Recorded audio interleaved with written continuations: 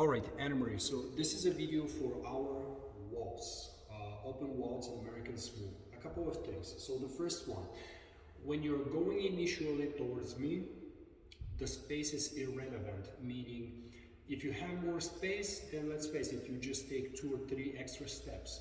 If you do not have enough, like as much space, let's say, then just take less steps. So it's really simple. I don't even want you to bother worrying about it.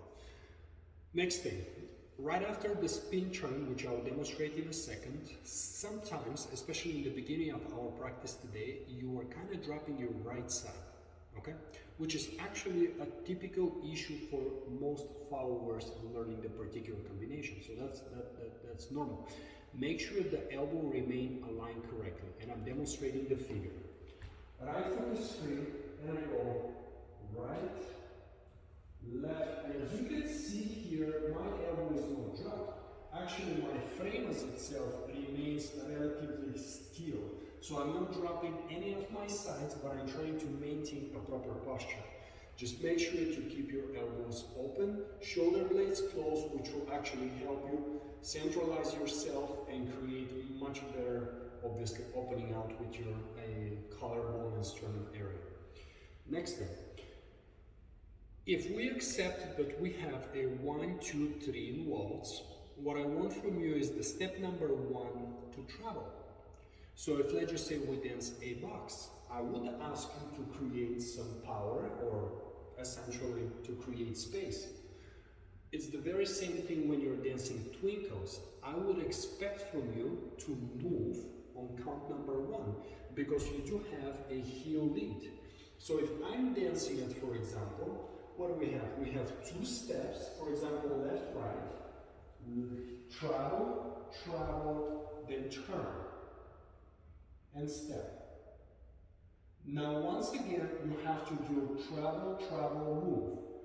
Travel, travel, turn, step. Travel, travel, turn, step. But when you're practicing it, even if you're not practicing any turns, you can simply practice 3 steps straight forward.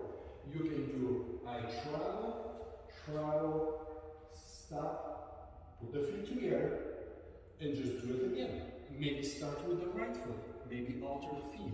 So it does not have to be a complicated exercise, you just need to have a pure awareness of my first step must travel.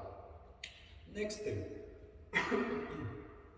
When you're exiting your promenade chasse, do not add as much speed as you were doing so in the beginning of our practice. This is going to confuse your feet, and instead of taking 1 step in the end behind you, you will probably take more than 1 step. So the sequence goes like this: left, right, left, right, left, side, back. And then of course you go around Alex, who's becoming your anchor at that very moment. The problem when you and I practiced initially was that you were adding a lot of speed, and then it's hard for you to control the feet, which is just normal. Next thing. After you complete the very first turn of yours, which must face the mirror in our studio, and then when you and I are performing, essentially, it must face the long side of the floor.